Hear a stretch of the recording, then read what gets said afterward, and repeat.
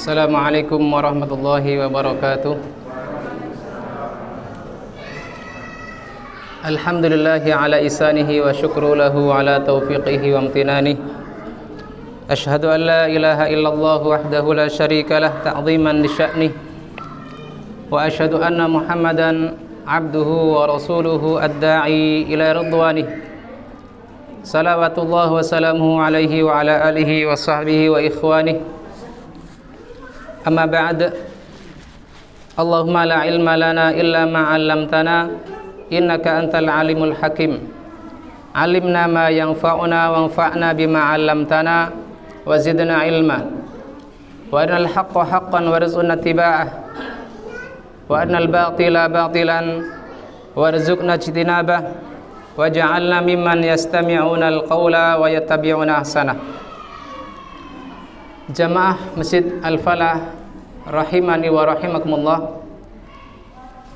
Sebelum saya mulai, saya meminta maaf terlebih dahulu atas keterlambatannya sampai di sini karena memang tadi ada sedikit kendala sebelum keberangkatan, sedikit hujan di daerah Wiradesa sehingga sedikit terlambat kurang lebih 15 menit sehingga kajian sedikit mundur sampai 20 menit. Segala puji bagi Allah Subhanahu wa taala, senantiasa kita panjatkan kepada Allah taala dengan berbagai kenikmatan yang kita rasakan. Nikmat sehat, nikmat sempat, nikmat taufik dari Allah Subhanahu wa taala kita mengenal dakwah sunnah salafiyah yang menyatukan kita dengan berbagai latar belakang kita, dari suku-suku yang berbeda, dari kalangan kaya dan miskinnya, sehingga hendaknya kita bersyukur dan tidak mengkufurinya. Salawat dan salam senantiasa tercurah kepada uswah hasanah kita Nabi Muhammad sallallahu alaihi wasallam, dan semoga tercurah pula kepada keluarga beliau, para sahabat beliau, dan orang-orang yang berusaha komitmen dengan sunnah beliau hingga yaumil qiyamah.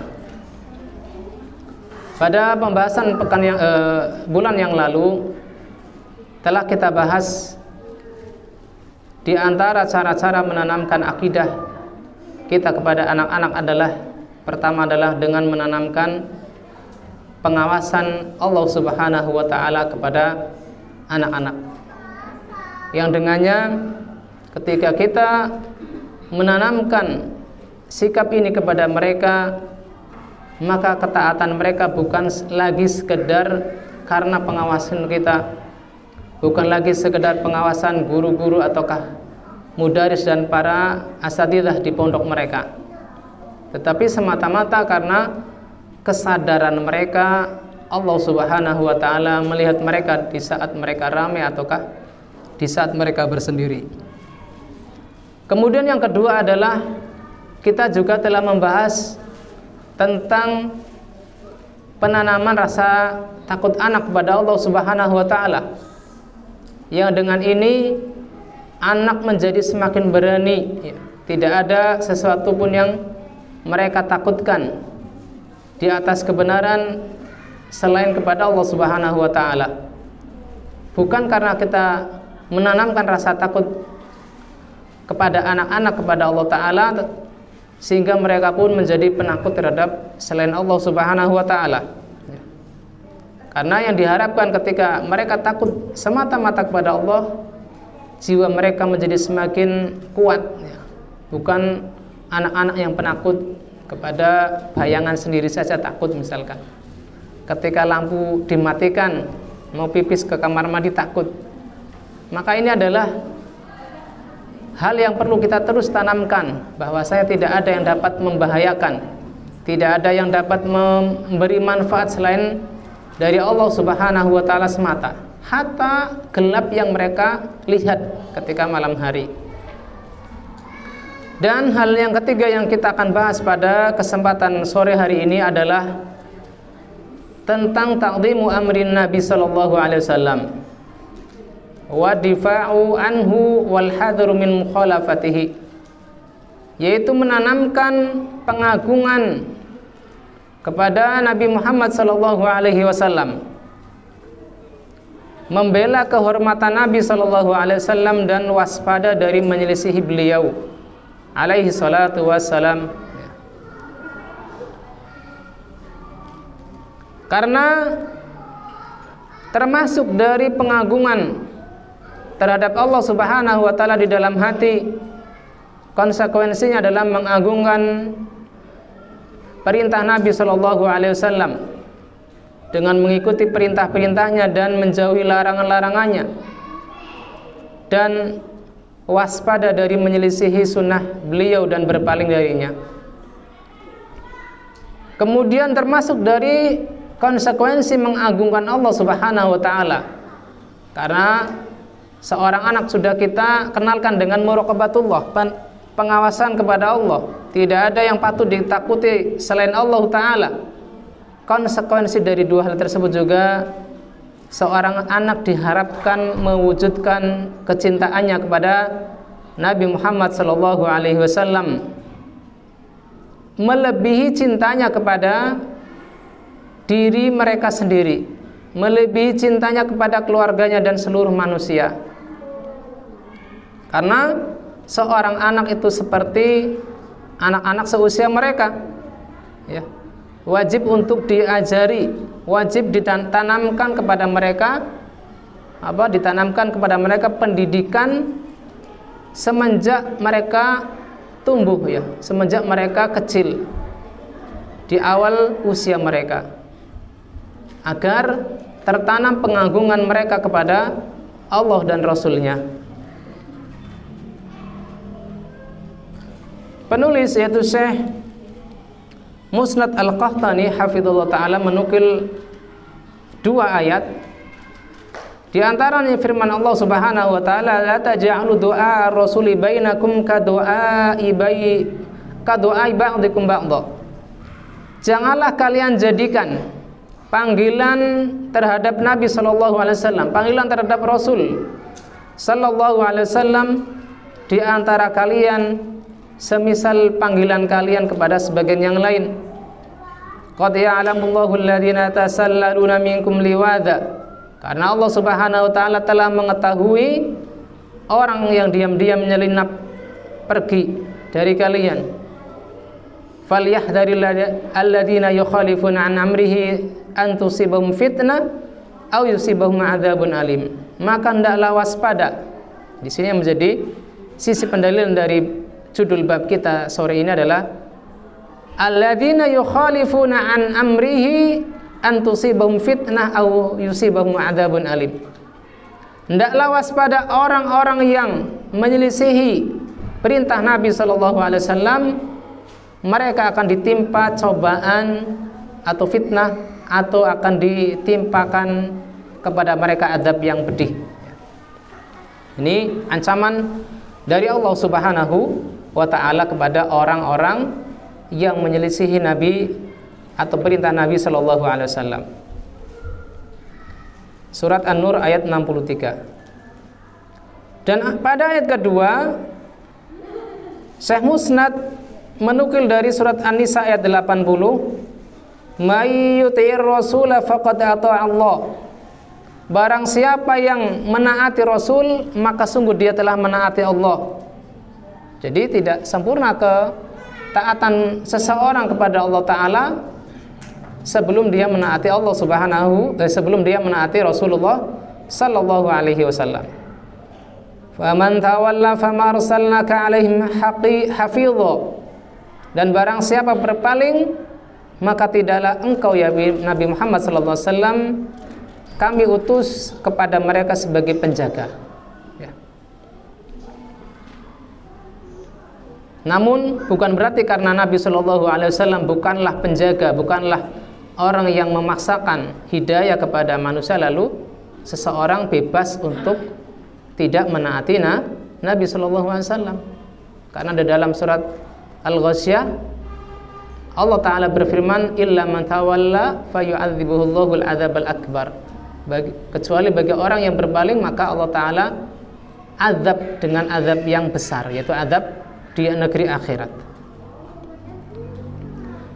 Kemudian Rasulullah sallallahu alaihi wasallam juga bersabda, la yu'minu ahadukum hatta akuna habba ilaihi min walidihi wa walidihi wan nasi ajma'in.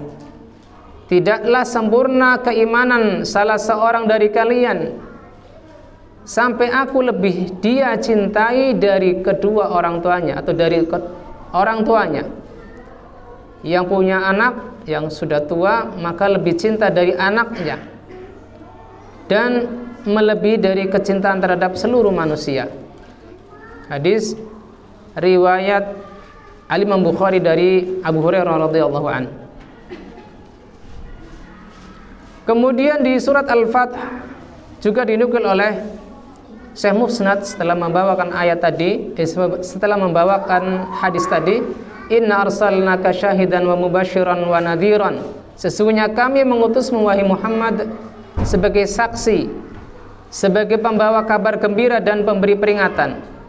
Litu'minu billahi wa rasulihi, agar kalian beriman kepada Allah dan Rasulnya, wa tu'azziruhu wa tuwaqqiruhu, dan agar dia tu'azziruh, yaitu agar dia menolong Nabi sallallahu alaihi wasallam, memuliakan Nabi sallallahu alaihi wasallam, wa tusabbihuhu bukratan wa asila, dan agar mereka menyucikan Allah Subhanahu wa taala ketika pagi dan petang. Sehingga kesimpulan dari beberapa nas tadi, siapapun yang tidak mengagungkan, tidak tidak memuliakan Nabi sallallahu alaihi wasallam dan tidak mewujudkan kecintaan kepada beliau sallallahu alaihi wasallam, fa innahu naqisul iman wa huwa ala khatirin azim. Dia kurang keimanannya, ya. Ada sesuatu yang kurang dari keimanannya dan di dalam bahaya yang besar, naudzubillah min dzalik.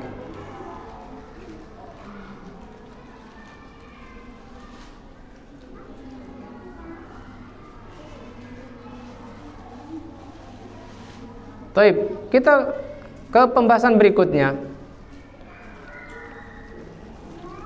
Ada sebuah hadis yang diriwayatkan dari Ali bin Abi Thalib. Walaupun hadis ini dhaif, beliau menukil, diriwayatkan dari Nabi sallallahu alaihi wasallam melalui jalan Ali bin Abi Thalib. Diriwayatkan bahwa Nabi sallallahu alaihi wasallam bersabda, "Adibu auladakum ala salasi hisal." Ajari anak-anakmu dengan 3 perangai, dengan 3 tabiat atau akhlak. Yang pertama, hubbi nabiyikum. Ajari mereka agar mencintai nabi mereka. Yang kedua, wa hubbi ali baitihi. Ajari mereka agar mencintai keluarga Nabi sallallahu alaihi wasallam. Dan yang ketiga adalah wa tilawatil Quran. Ajari mereka agar senantiasa membiasakan diri membaca Al-Qur'an. Al-Imam Al-Munawi berkata ketika mensyarah hadis ini, kata beliau, ahamu ma yajibu ta'limuhu litifl al-mahabbatul imaniyah. Hal yang wajib, ya, hal terpenting yang wajib diajarkan kepada anak adalah kecintaan yang bersifat keimanan. Li'annaha wajibatun ghairu ikhtiyariyah. Karena kecintaan yang berupa keimanan ini, ya, cinta kepada Nabi Muhammad SAW, cinta kepada keluarga beliau dan lain-lain, adalah wajib diajarkan, bukan sifatnya apa? Pilihan, ya, bukan sifatnya pilihan ataukah tawar menawar, boleh dicinta atau boleh tidak. Li'anna mahabbatahu tab'atsu ala imtisali ma jaa bihi, karena dengan mencintai Nabi sallallahu alaihi wasallam mendorong seorang anak untuk mengikuti ajaran Nabi Muhammad sallallahu alaihi wasallam. Jamaah kaum muslimin wal muslimat rahimani wa rahimakumullah. Anak dan pemuda, ya, secara umum dalam pertumbuhan mereka, ya, dalam pertumbuhan jiwa mereka, mencari jati diri mereka, secara umum adalah berusaha mencontoh orang yang mereka pandang baik sebagai contoh, sebagai teladan, yang mana terkumpul pada fans mereka, ya, orang yang mereka gemari, terkumpul pada kekuatan fisik dan mental, ya. Tahaqqaqa fihi maqamatal al-quwa wa syakhsiyatin najihah, ya. Memiliki fisik yang sempurna dan sikap yang baik. Bahkan terkadang kita melihat sebagian anak dan pemuda itu mencontoh sebagian yang lain dalam hal pakaiannya, dalam hal cara jalannya. Ya, ketika kita melihat anak kita sudah mulai mempraktekkan tepuk-tepuk tertentu, gerak-gerak tangan tertentu, kita sudah mulai mewaspadai dari mana mereka mencontoh. Apakah mereka ngarang sendiri?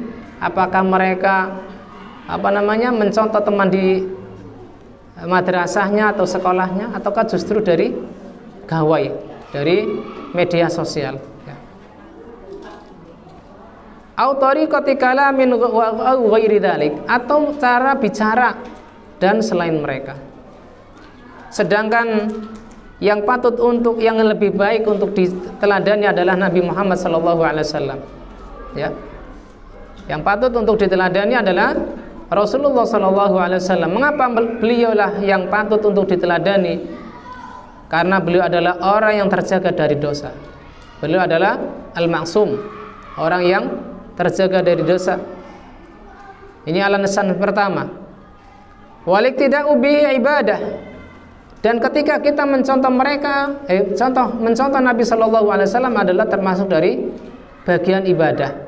Sedangkan ketika kita mencontoh selain beliau, tidak dinilai ibadah.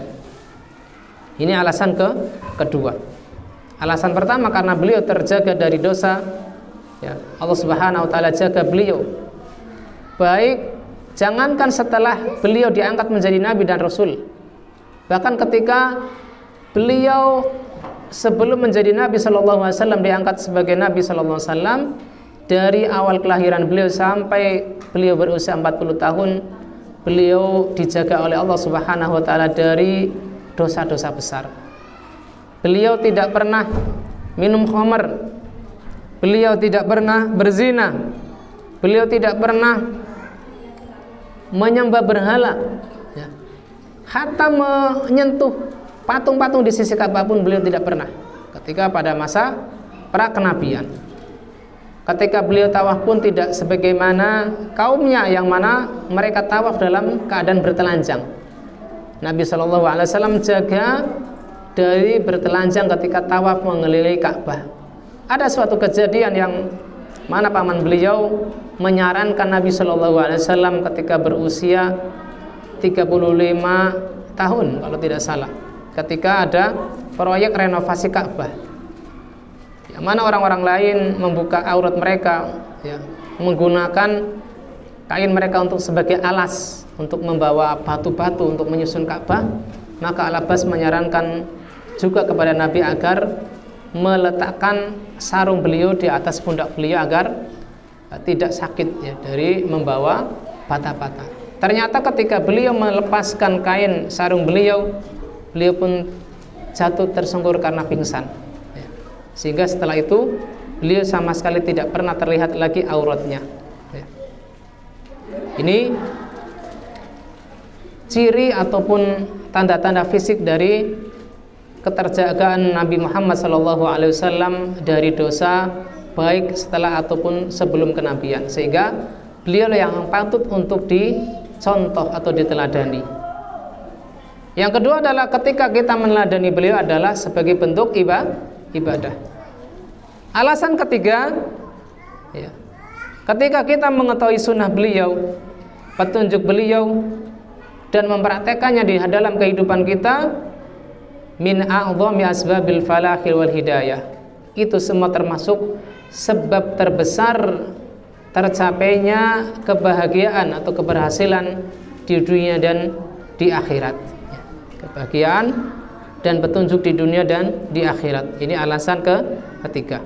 Sehingga hendaknya seseorang, ya, hatta anak-anak tidak boleh tergiur untuk mencontoh tokoh-tokoh selain Nabi Muhammad SAW. Kalaupun ingin mencontoh, maka contohlah para sahabat Nabi yang mereka direkomendasikan, dipuji oleh Nabi SAW.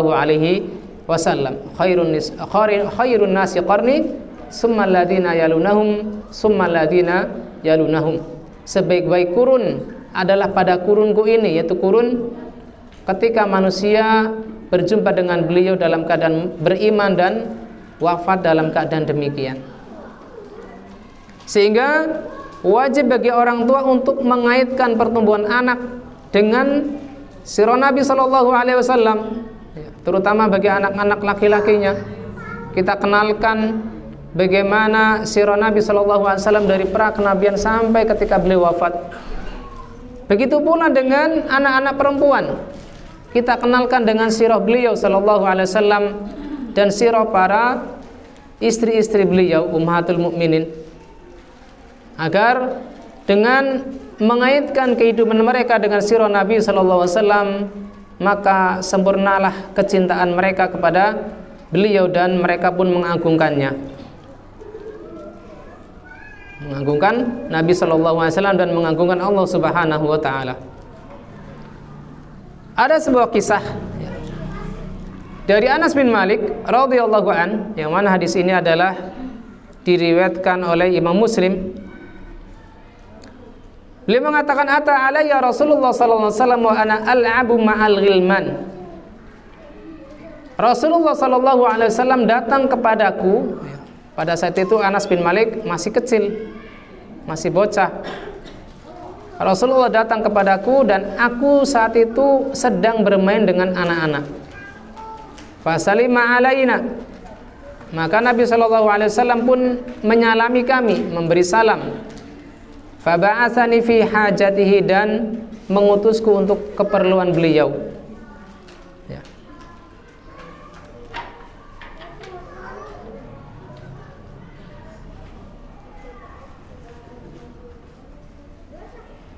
Maka dengan melihat kisah ini, kita bisa melihat keteladanan pada diri Anas, ya, diri Anas bin Malik, wa huwa tiflun yal'ab, yang pada saat itu dia sedang bermain. Begitu Rasulullah SAW menyalami beliau, yatruku ahabbal asya'i lil atfal wa huwa la'ab ma'aqranihim. Dia segera menyambut Nabi SAW. Wa yusari'u fi talbiyati amri Rasulillah sallallahu alaihi wasallam. Dia ketika dipanggil Rasulullah, disalam itu bukan diam, enggak ngerespon, ya. Tetapi ketika disalami jawab. Ketika disuruh Nabi sallallahu alaihi wasallam langsung jalan. Bagaimana dengan anak-anak kita saat ini? Ketika dipanggil, entah dengar atau tidak merespon, tidak labbaik ya abi, labbaik ya ummi. Kalau jawabannya apa? Dalem gitu kan, atau ya. Nah, ini adalah sebuah keteladanan dari tarbiyah Nabi Shallallahu Alaihi Wasallam kepada Anas bin Malik, yang mana beliau termasuk anak yang tumbuh di bawah tarbiyah atau pengajaran Nabi Shallallahu Alaihi Wasallam. Bersegera untuk memenuhi perintah Nabi Shallallahu Alaihi Wasallam, duna taraddud wala niqash wala jidal, tanpa ragu, tanpa membantah, ya, dan tanpa berdiskusi dengan Nabi Sallallahu Alaihi Wasallam. Ya, nanti wahai Rasulullah, saya sedang asik main ini, enggak. Maka ini menunjukkan, menguatkan bahwasanya pada diri anak-anak di zaman Nabi Sallallahu Alaihi Wasallam telah tertanam metode kenabian dalam pendidikan mereka. Berupa apa? Min ta'zimi Rasulillah sallallahu alaihi wasallam, berupa pengagungan kepada Rasulullah sallallahu alaihi wasallam. Ya, bukan berarti ketika kita ajarkan anak-anak kita untuk mengagung Nabi, Nabi kan sudah wafat, ini yang merintahkan abi, ini kan merintahkan umi, bukan begitu. Karena sebagai bentuk pengagungan kepada Nabi adalah birrul walidain, ya, yaitu patuh kepada kedua orang tua. selama yang diperintah adalah hal-hal yang ma'ruf, hal-hal yang tidak menyalahi agama Islam. Beda kalau disuruh sana beli kembang, mau mengadakan ritual misalkan, ritual, maka anak yang diajari tauhid maka boleh menolak ya, dengan cara yang halus. Nah, kemudian ada kisah kedua dari Abdurrahman bin Auf. Ya, dia meriwayatkan ya sebuah pengorbanan di dalam sebuah perang Badar. Kata beliau, baina ana waqifun fi safi yauma badrin. Ketika aku berdiri di sebuah barisan di perang Badar, aku melihat di kanan dan di kiriku, ternyata ada dua anak kecil yang masih kecil dari kalangan Ansor. Diriwayatkan bahwasanya kedua anak tersebut namanya adalah Mu'ad bin Amr bin Jamuh ya. Bisa ditulis bagi yang membawa alat tulis. Kedua anak tersebut adalah Mu'ad bin Amr bin Jamuh, ini yang pertama. Dan yang kedua adalah Muawid bin Afra ya, Muawid bin Afra.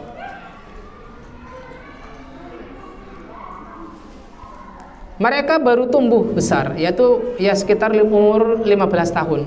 Karena pada zaman Nabi ketika anak belum berusia 15 tahun belum dibolehkan untuk ikut gabung jihad.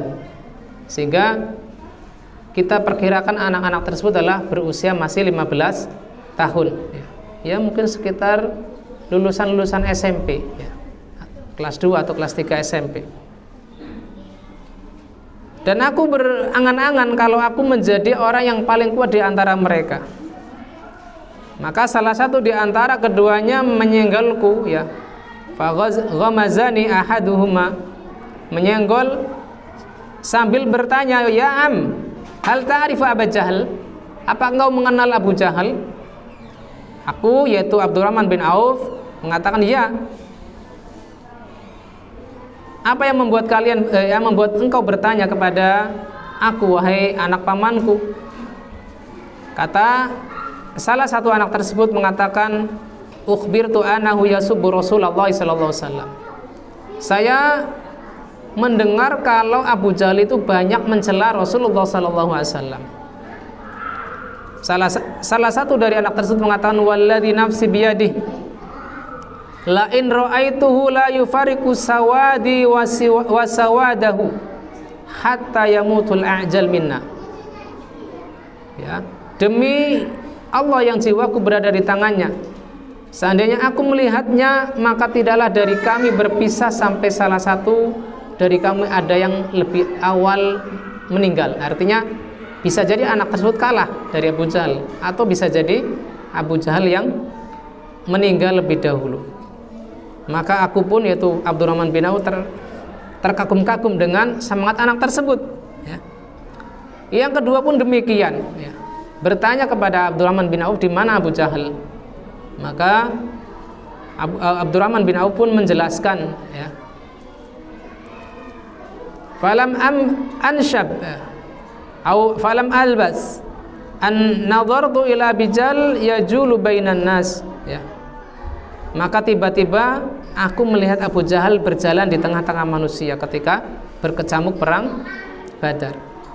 Maka kata Ibnu Auf, ala inna hada sahibakum alladhi sa'altumani. Ini loh orang yang kalian tanyakan tadi ya, yang kalian tanyakan kepadaku tadi. Fabtadarahu bisayfaihima fadarabahu hatta qatalah. Maka keduanya bersegera untuk menyerang Abu Jahal dengan kedua pedangnya, sehingga mereka berdua berhasil membunuh Abu Jahal.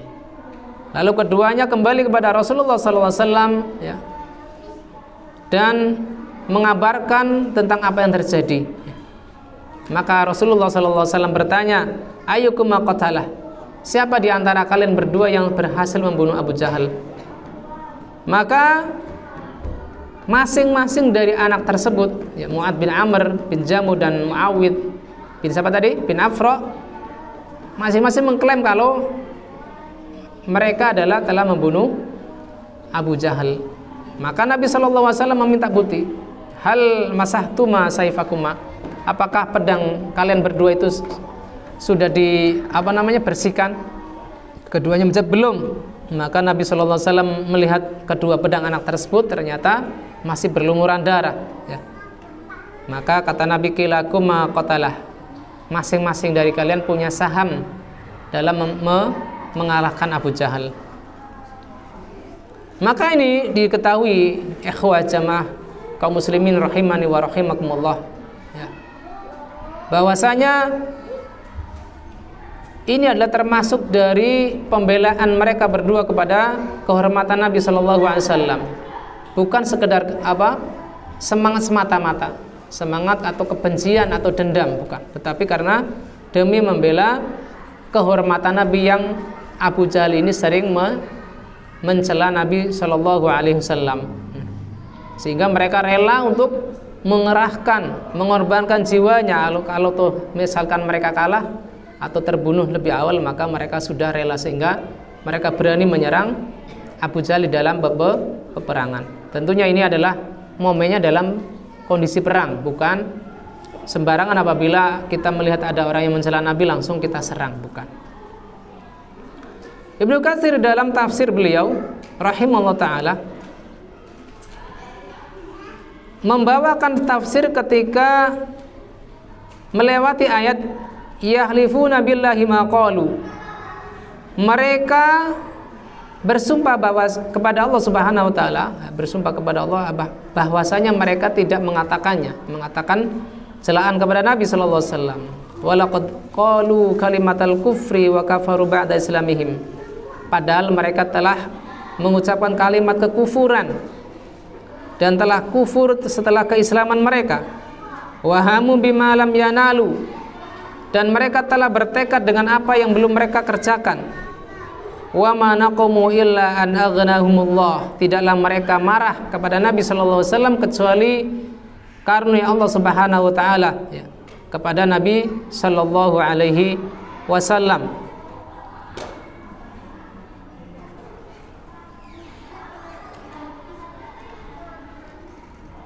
Kepada Rasulullah sallallahu alaihi wasallam min fadlihi, dari karunia-Nya. Fa iyatubu yaku khairal lahum, seandainya mereka bertobat tentu itu lebih baik dari mereka, lebih baik bagi mereka. Wa in yatawallau yu'adzibhumullahu 'adzaban aliman fid dunya wal akhirah, tetapi apabila mereka berpaling maka Allah taala akan adab mereka dengan adab yang pedih di dunia dan di akhirat. Wa ma lahum fil ardi min waliyyin wala nasir, dan tidaklah mereka memiliki penolong dan wali di bumi. Mengenai ayat ini, yaitu di surat At-Taubah ayat 74, Al-Imam Ibnu Katsir membawakan kisah dari Urwah bin Zubair, ya. Kata beliau, ayat ini turun tentang Al-Julas bin Suwaid ibni Samit, yang mana dia datang berserta ibnu imraatihi, ya, anak tirinya yang bernama Umar bin Sa'ad dari daerah Kuba. Jadi Julas bin Suwaid ini adalah datang dari Kuba beserta anak tirinya. Dia mengatakan di sela-sela perjalanan, in kana ma jaa bihi Muhammadin sallallahu alaihi wasallam haqqan fa nahnu asyarru min humurina hadza allati nahnu 'alaiha. Seandainya syariat yang dibawa oleh Nabi Muhammad sallallahu alaihi wasallam benar, maka sebenarnya kita itu lebih buruk dari keledai yang kita tunggangi ini, ya. Maka Umar bin Sa'ad pun mendengar perkataan ayat dirinya, mengatakan, amma wallah ya adu wallah, demi Allah wahai musuh Allah, la ukhbiranna Rasulullah sallallahu alaihi wasallam bima qulta, aku pasti akan mengadukan apa yang kau katakan kepada Rasulullah sallallahu alaihi wasallam. Fa'ataitu Nabiya sallallahu alaihi wasallam wa khiftu an yanzila fil Qur'an. Kata Umar bin Sa'ad, ya, maka aku pun datang kepada Nabi sallallahu alaihi wasallam walaupun dalam keadaan aku takut. Takut apa? Takut turun Al-Qur'an mengenaiku, ya, apabila aku mendiamkan kemungkaran yang diucapkan oleh ayat diri beliau. au tusibani qari'ah, atau akan diturunkan musibah atasku, au an akhlita bi khati'atihi, atau aku akan terkena dosa, terkena dosa apabila membiarkan kemungkaran yang dia dengar di hadapan beliau. Wa qultu ya Rasulullah, aqbaltu ana wal julasu min Quba. Wahai Rasulullah, aku datang bersama Al-Julas, yaitu ayah tiri beliau, dari Quba. Faqala kada wa kada, dia mengatakan begini dan begini. Walaula makhafatan an akhlita bi khati'ati aw tusibani qari'atun ma akhbartuka. Seandainya kalau tidak takut aku terkena dosa atau aku terkena malapetaka, maka aku tidak akan ceritakan kepadamu. Maka Rasulullah SAW memanggil Julas. Beliau mengatakan, ya Julas, aqulta alladhi qalahu Umair, apa engkau mengatakan sebagaimana dikatakan oleh Umair bin Sa'ad? Maka Al-Julas pun bersumpah bahwasanya dia tidak mengatakan apa yang dikatakan Umar bin Sa'ad. Artinya dia mungkir. Maka turunlah ayat tadi, ya. Ayat yang membantah sumpahnya. Yahlifuna billahi ma qalu wa laqad qalu kalimatal kufri. Ya, mereka di antara Al-Julas bin Suwaid adalah bersumpah atas nama Allah kalau mereka tidak mengatakan hal-hal yang mencela Rasulullah SAW. Padahal mereka ketika tidak di hadapan Rasulullah SAW telah mengucapkan kekufuran, telah mengucapkan ucapan yang berkonsekuensi kepada kekufuran, yaitu mencela Rasulullah SAW. Kata Al-Julas, wa qala laqad kadzdzaba alayya, ya, ini anak tiriku sudah berdusta atas namaku. Maka turunlah ayat tadi, yaitu surat berapa? Surat ayat At-Taubah ayat 74. Maka kisah ini menunjukkan berbagai kisah pada anak-anak yang ada pada zaman Nabi SAW, yang mana tadi siapa namanya? Umar bin Sa'ad adalah di dalam pengasuhan ayah tirinya. Wa kana yunfiqu alaihi lakinnahu lama sami'a maqalatahu wa ma fiha min nifaqin wa su'i adzabin ma'an Nabi sallallahu alaihi wasallam taharrakat ghiratuhu. Padahal dia diasuh oleh ayah tirinya, dinafkahi oleh ayah tirinya, tetapi ketika dia mendengar berupa kemunafikan, celaan kepada Nabi sallallahu alaihi wasallam dan buruknya adab ayah tirinya kepada Nabi sallallahu alaihi wasallam, maka tergeraklah kecemburuannya kepada Rasulullah sallallahu alaihi wasallam demi pembelaan kehormatan Nabi sallallahu alaihi wasallam dan kecintaannya kepada beliau, dan khawatir dia terkena ukubah dari Allah Subhanahu wa taala apabila diam atas hal tersebut. Kemudian juga ada kisah lain yang terdapat dalam kitab Al-Mustatraf fi kulli fanin mustadraf, ya. Ada anak-anak, ya, dari penduduk Bahrain. Mereka bermain dengan tongkat dari besi, ya. Yang tongkat dari besi tersebut adalah dipakai untuk memukul bola. Nggak tahu istilahnya bola apa itu, bola kastin atau bisbol ya mungkin, ya.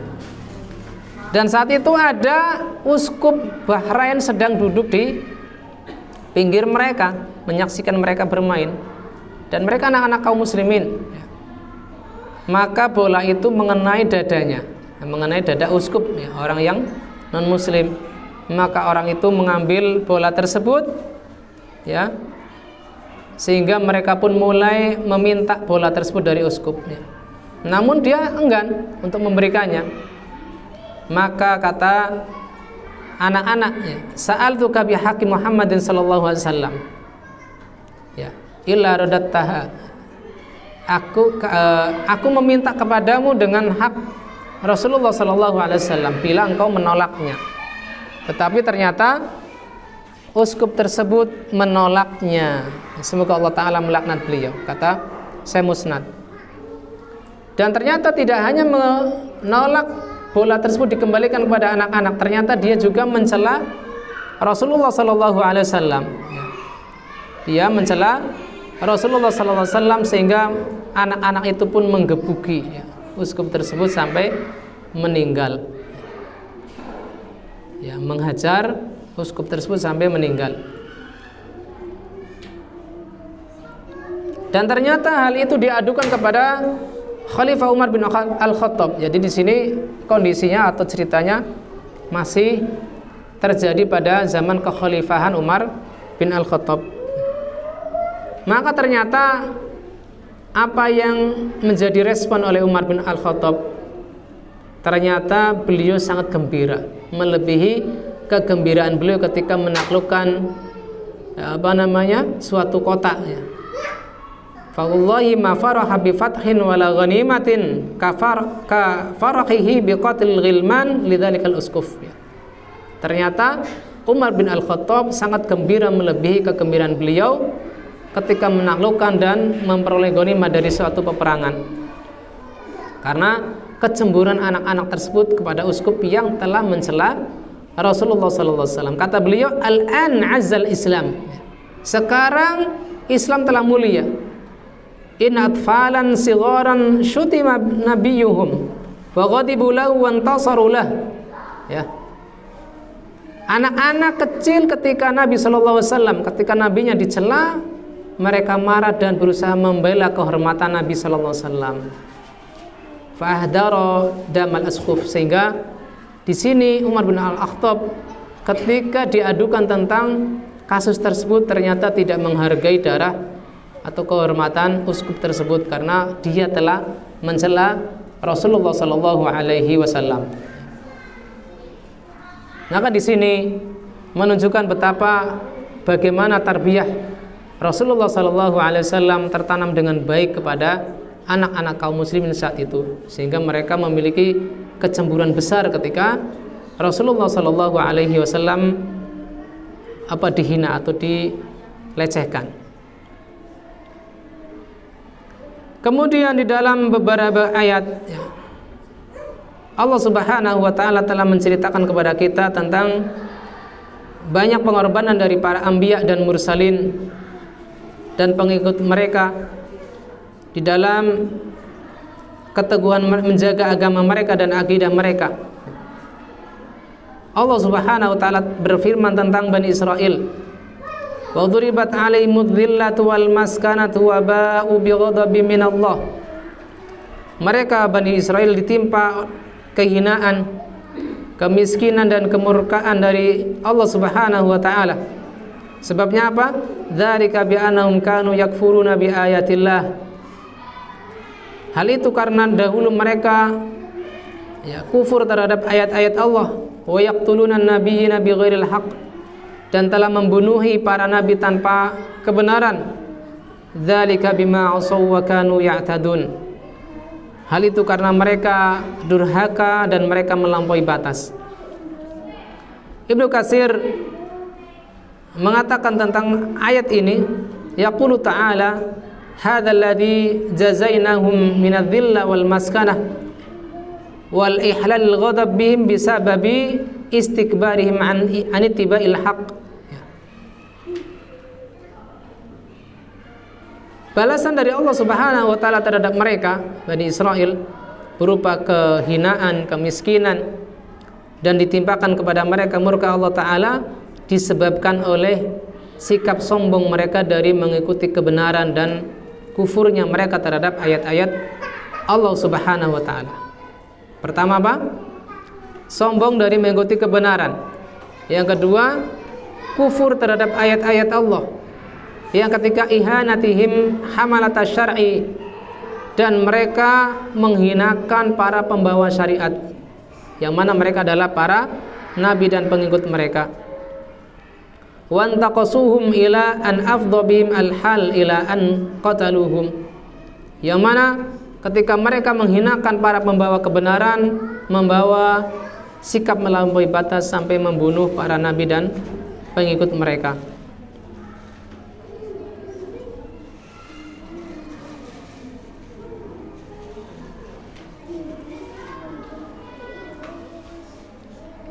Di antara kisah yang dibawakan oleh Nabi Shallallahu Alaihi Wasallam tentang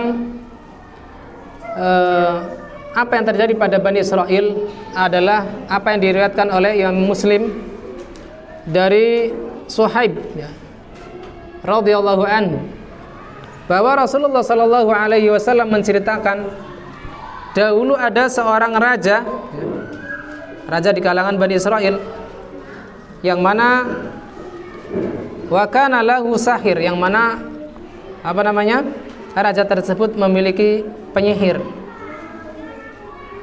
Ketika penyihir tersebut sudah tua, penyihir tersebut mengatakan kepada raja, ini qad kaburat sinni wa hadar ajali fadfa ilayya gulaman li'allimahu sihr.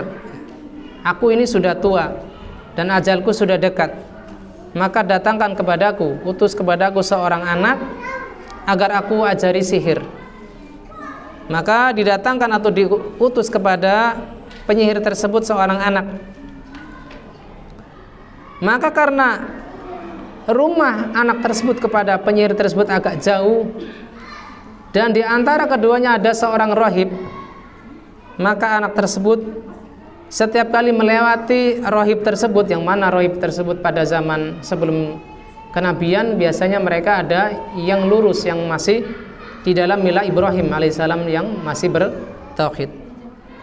Anak tersebut pun terkagum-kagum dengan sikap dan ucapannya para rahib tersebut. Maka ketika setiap kali dia melewati rumah rahib, dia terlambat dari mendatangi rumah penyihir. Maka suatu saat ditanya, ma habasuka, apa yang menyebabkan kamu terlambat? Maka dia pun dipukul setiap kali terlambat. Maka dia pun mengadu kepada rahib, sebab dia dipukul apabila mampir dulu terhadap rahib tersebut.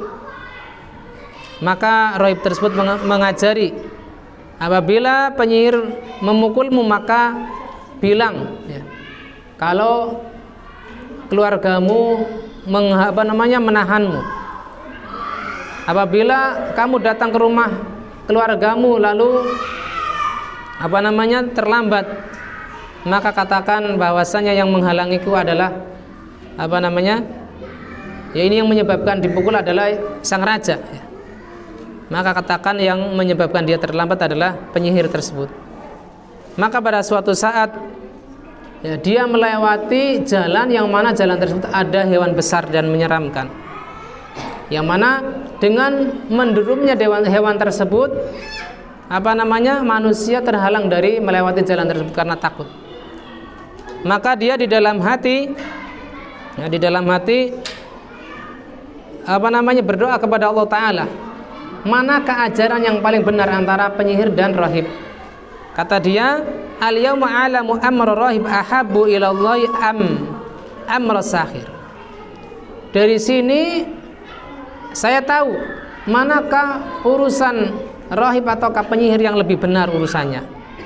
Apabila saya melempar kerikil lalu terbunuh, maka saya berpikir bahwasanya urusan rahib itu adalah lebih dicintai oleh Allah Subhanahu wa taala. Maka pun dia melempar kerikil, ternyata hewan tersebut terbunuh. Maka dia adukan kepada rahibnya. Maka si rahib mengatakan, "Ai bunayya anta afdalu minni wa innaka satubtala." Sekarang kondisimu lebih baik dariku, tetapi konsekuensinya engkau akan diuji. Tetapi apabila engkau diuji, jangan tunjukkan kepadaku. Maksudnya apabila ada orang bertanya apa sebabnya, awal kronologinya bagaimana, maka jangan katakan itu dari si rahib.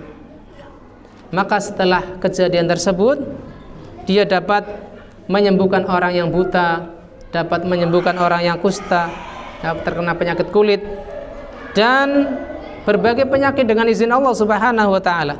Salah satu di antaranya adalah teman dekat si raja yang mana dia terkena penyakit buta.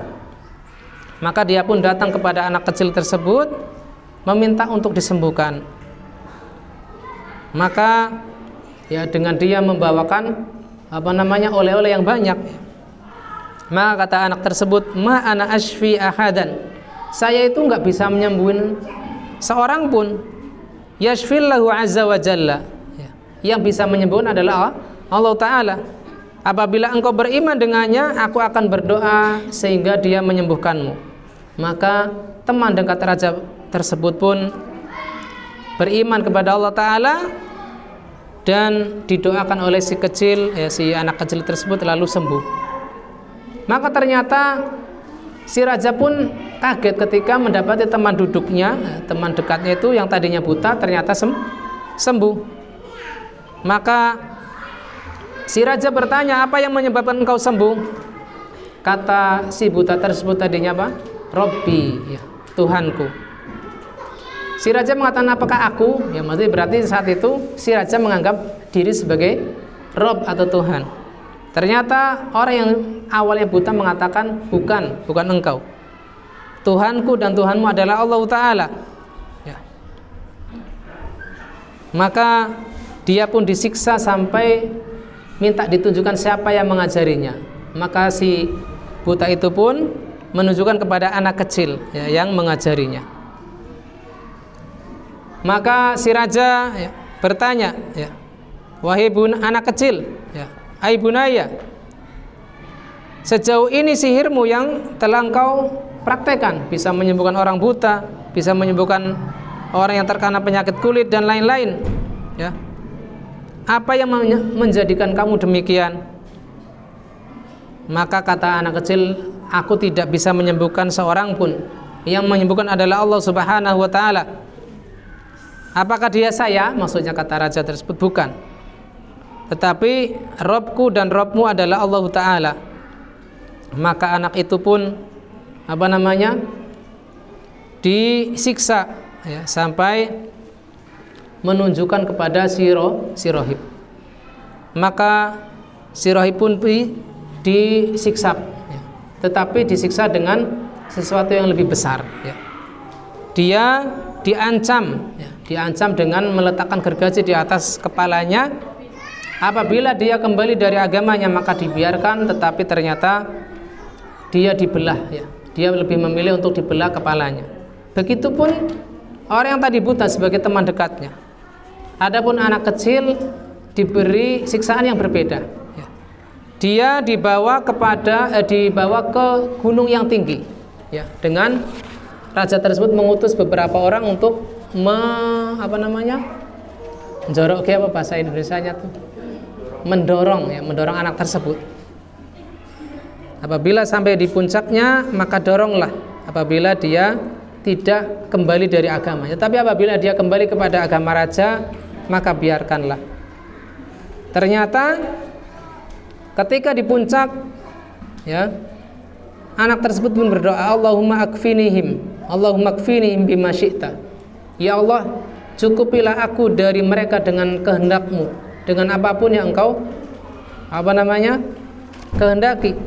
Maka ternyata gunung itu pun berguncang yang menyebabkan utusan-utusan para raja berjatuhan, bergulingan dari gunung tersebut. Maka anak itu pun kembali kepada raja, ya. Kata raja, apa yang terjadi pada teman-temanmu, yaitu apa yang terjadi orang yang bersama kalian? Kata anak tersebut, kafanihimullah, Allah Ta'ala telah mencukupiku dari mereka. Maka ia pun dibawa ke tengah lautan. Diutuslah utusan yang kedua, dibawa ke tengah lautan untuk ditenggelamkan. Maka anak itu pun kembali berdoa dengan Allahumma kfinihim bima syi'ta. Coba ikuti bersama-sama, ya, dalam momen kali ini agar kita bisa menghafal doa ini. Allahumma ikfinihim bima syi'ta. Kalau disambung, Allahumma kfinihim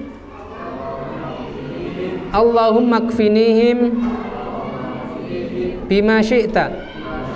Iya, artinya, ya Allah, cukupilah aku dari mereka dengan kehendakmu. Maka ternyata orang-orang yang akan menenggelamkan anak kecil tersebut pun ternyata tenggelam ya. Lalu ia pun kembali ya. Lalu dia mengatakan kepada si Malik, innaka lasta biqatili hatta taf'alu ma amuruk. Engkau tidak dapat membunuhku sampai engkau mengerjakan apa yang aku sarankan. Bila engkau mengikuti arahanku, maka engkau akan dapat membunuhku. Kata raja, apa yang engkau inginkan? Kata anak tersebut, kumpulkanlah manusia, saliblah aku di sebuah batang pohon dan ambillah anak panah dari busur panahku. Lalu katakan Bismillahirrabbilgulam. Ya, sebelum memanahku, ucapkan dengan nama Allah, Robnya si anak kecil ini. Fa innaka idza fa'alta dzalika qataltani. Apabila engkau lakukan ini, maka engkau bisa membunuhku. Maka si raja itu pun mengerjakan sebagaimana saran dari anak kecil tersebut ya. Dan tepat anak panah itu mengenai pelipis anak tersebut ya, ketika dia dipanah dengan mengucapkan Bismillahirrabbilgulam. Maka manusia pun mengatakan amanna birabbilgulam ya. Kami pun beriman kepada Robnya si anak kecil ini. Maka dikatakan kepada Malik, ara'aita ma kunta tahdhur faqad ya. Apa yang kau khawatirkan terjadi? Ya, anak kecil ini tidak bisa terbunuh sampai semuanya beriman ya. Maka di sini si raja tersebut membuat makar ya, dengan membuat parit yang dinyalakan api di dalamnya. Maka orang-orang yang tersisa itu yang beriman kepada Allah Subhanahu wa taala mulai satu persatu dijeburkan satu persatu, sampai terakhir ketika ada seorang ibu, dia berlambat-lambat untuk menjeburkan diri karena dia sedang menyusui anak kecil. Faka'anna taqa'asat antaqa finnar. Maka ternyata Allah Subhanahu wa taala beri ilham kepada anak yang dia susui. Ya, kata si bayi, isbiri ya ummah fa innaka 'alal haq.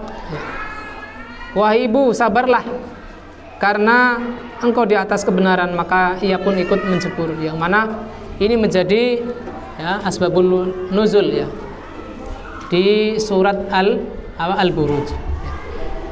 Maka sebagai kesimpulan dari pertemuan kita sore ini ya, bahwasanya kisah anak ini memperjelas kepada kita tentang pentingnya mentarbiyah anak-anak di atas keimanan, di atas kejujuran, di atas kesabaran, dan berani berkorban untuk mempertahankan akidah. Bahkan walaupun mencurahkan usaha mereka ya, harta dan jiwa mereka untuk membela Nabi Muhammad SAW, sehingga mereka pun tumbuh menjadi anak-anak pemberani, yang mana dengan keberanian ini maka jayalah Islam ya, jayalah keislaman dan kaum muslimin secara umum ya. Demikian yang bisa kita bahas sore ini. Wallahu taala alam bisawab. Barangkali ada pertanyaan sebelum kita tutup majelis ini, maka saya persilakan. Wassallallahu ala nabiyyina Muhammadin wa ala alihi wa sahbihi wasallam. Akhiru da'wana alhamdulillahirabbil alamin.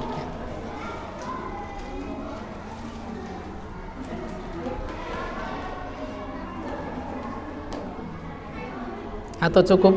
Barangkali mau pada pulang, udah jam 5 lebih. Dari bapak-bapak ada pertanyaan?